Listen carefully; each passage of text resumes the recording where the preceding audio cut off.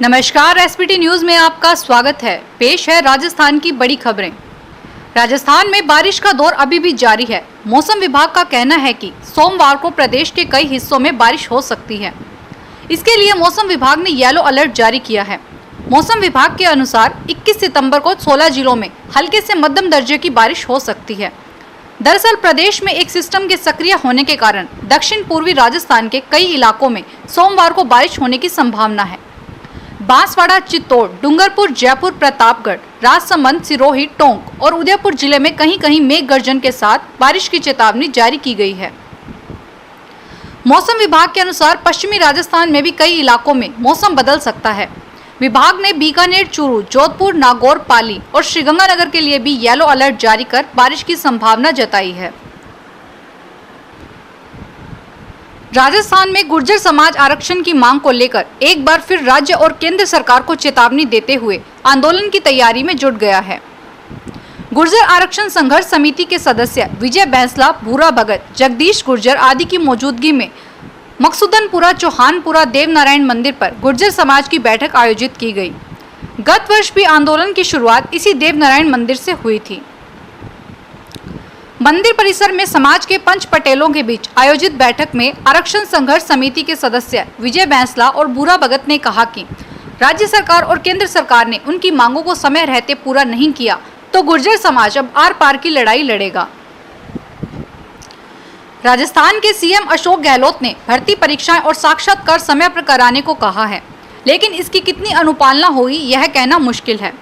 पिछले दिनों सरकार के कहने पर राजस्थान लोक सेवा आयोग कई साक्षात्कार और उनकी भर्ती परीक्षा स्थगित कर चुका है।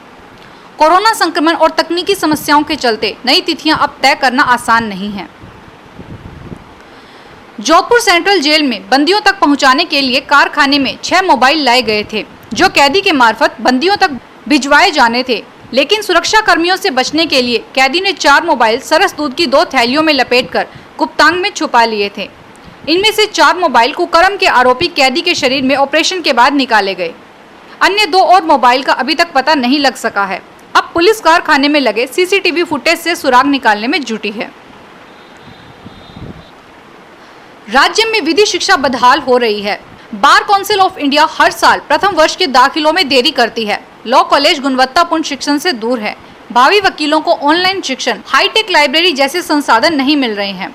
प्रदेश में 2005 में अजमेर सहित बीकानेर, कोटा, बूंदी, चूरू, झालावाड़, भीलवाड़ा, नागौर, सिरोही सहित अन्य 15 लॉ कॉलेज खोले गए। नियमानुसार बार काउंसिल ऑफ इंडिया से भी सभी कॉलेज को प्रति 5 साल की संबद्धता होनी चाहिए। राजस्थान सरकार ने जयपुर, कोटा और जोधपुर जिले के 6 नगर निगमों के चुनाव स्थगित कराने के लिए एक बार फिर से राजस्थान हाई कोर्ट में अर्जी दी है। इसमें चुनाव 31 मार्च 2021 तक कराने की अनुमति मांगी गई है। राज्य सरकार ने प्रार्थना पत्र के प्रति चुनाव आयोग के वकील को भी दे दी है। इस पर इसी सप्ताह सुनवाई होने की संभावना है।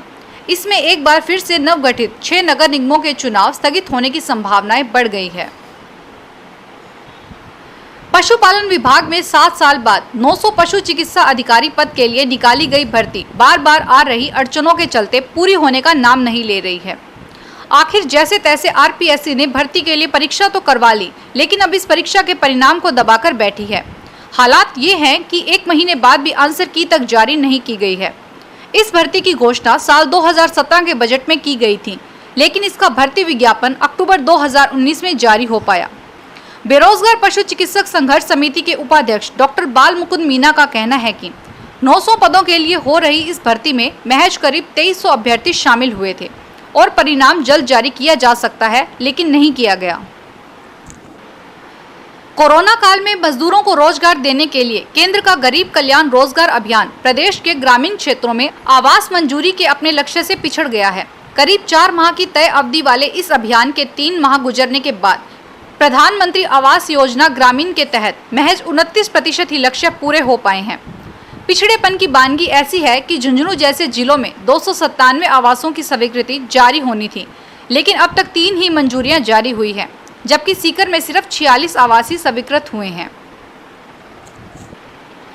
कोटा मेडिकल कॉलेज की आरआरटी व एससीटी टीमें अब भी कोरोना पॉजिटिव मरीजों के संपर्क में आने वाले परिवारों की सैंपलिंग नहीं करेगी। उसमें लगे डॉक्टर, नर्सिंग स्टाफ व लैब टेक्नीशियन की कोविड अस्पताल में सेवाएं ली जाएगी। यह निर्णय जयपुर से आए अतिरिक्त निदेशक के बैठक के बाद लिया गया। मेडिकल कॉलेज के प्राचार्य डॉक्टर विजय सरदाना ने बताया कि बैठक में अतिरिक्त निदेशक ने कहा कि कोरोना के बढ़ते प्रसार व प्रभाव को देखते हुए कॉलेज प्रशासन पर मरीजों के परिजनों के सैंपल व कॉन्टैक्ट ट्रेसिंग का भार बहुत अधिक है। राजस्थान में बढ़ते कोरोना संक्रमण के बीच सामाजिक, राजनीतिक, खेल, मनोरंजन, सांस्कृतिक, धार्मिक कार्यक्रमों के अलावा अन्य बड़े आयोजनों पर रोक अब 31 अक्टूबर तक जारी रहेगी। संक्रमण के हालात को देखते हुए अब कलेक्टर धारा 144 लगाने का निर्णय कर सकेंगे। गृह विभाग ने रविवार को जारी अनलॉक 4.0 की संशोधित गाइडलाइन में यह प्रावधान जारी कर दिए।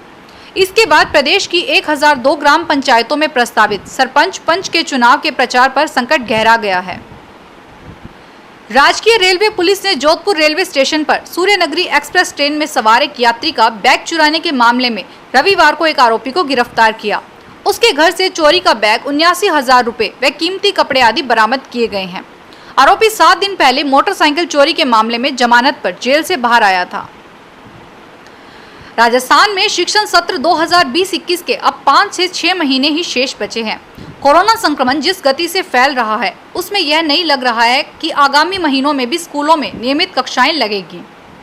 ऐसे में बोर्ड कक्षाओं के विद्यार्थियों के लिए परेशानी बढ़ती जा रही है।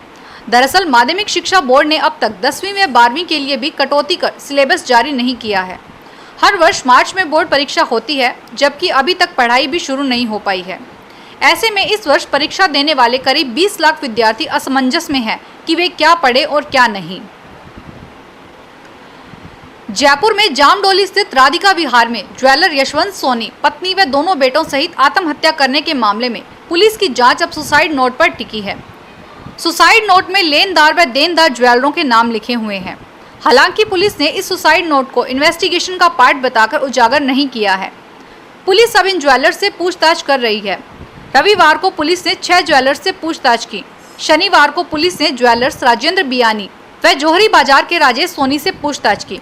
राजेश सोनी ने करीब 76 लाख रुपए की ज्वेलरी यशवंत को देने की बात कही है। सुसाइड नोट में ज्वेलर राजेंद्र बियानी से 2 किलो गोल्ड और 10 लाख रुपए लेने की बात लिखी है। राजस्थान में आम जन को बेड किस अस्पताल में मिल सकेगा, किस अस्पताल में कितने वेंटिलेटर और कितने ऑक्सीजन वाले बेड हैं, इसकी जानकारी घर बैठे मिल सकेगी। इसके लिए सरकार ने 181 हेल्पलाइन नंबर जारी किया है। इस नंबर पर कॉल कर कोई भी व्यक्ति न केवल सरकारी बल्कि कोविड के निजी अस्पतालों में भी बेड संबंधी सभी जानकारियां ले सकेगा। मालूम हो कि कोविड के बढ़ते केस के बीच लोगों को अस्पताल में बेड नहीं मिल पा रहे थे।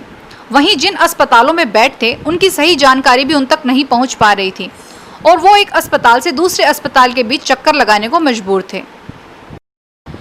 केंद्र सरकार की ओर से लोकसभा व राज्यसभा में पारित करवाए गए नए कृषि कानूनों के विरोध में कांग्रेस सरकार सोमवार को सड़कों पर उतरेगी। राजस्थान कांग्रेस अध्यक्ष गोविंद सिंह डोटासरा आज कलेक्टर को राज्यपाल के नाम ज्ञापन सौंपेंगे। जिन 11 जिलों में धारा 144 है उन सभी में कलेक्टरों को ज्ञापन दिए जाएंगे। डोटासरा ने कहा कि केंद्र सरकार किसानों की जमीन हड़पने एवं बड़े उद्योगपतियों को फायदा पहुंचाने के लिए काला कानून को लागू कर रही है। कांग्रेस काले कानून का विरोध कर किसानों के हितों की रक्षा करेगी। फिलहाल इस बुलेटिन में इतना ही, फिर हाजिर होंगे तमाम बड़ी खबरों के साथ। एसबीटी न्यूज के वीडियो देखने के लिए हमारे चैनल को सब्सक्राइब करें और नोटिफिकेशन पाने के लिए बेल आइकन पर क्लिक करें। धन्यवाद।